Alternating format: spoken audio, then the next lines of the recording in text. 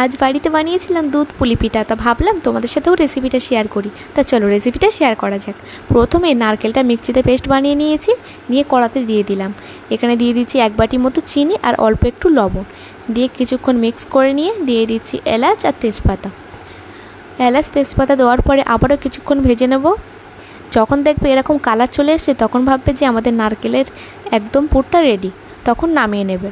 কড়াতে 1 মগ পানি দিয়ে দিয়েছি আর অল্প একটু লবণ দিয়ে দিলাম। একটা বড় বাটির 1 বাটি চালের আটা পানিটা যখন ফুটে উঠবে তখন দিয়ে দেবে।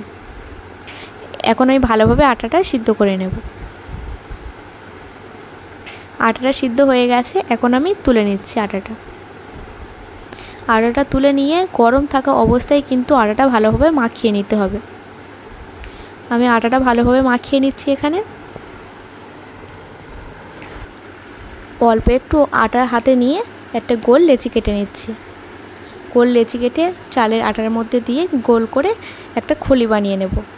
এখন যে নারকেলের পুর বানিয়েছিলাম নারকেলের পুরটা দিয়ে দিচ্ছি। এখানে নারকেলের পুরটা দিয়ে ভালোভাবে মুড়ে নেব। তোমরা এভাবেও রাখতে পারো, কিন্তু আমি সাইড থেকে একটু ডিজাইন করছি।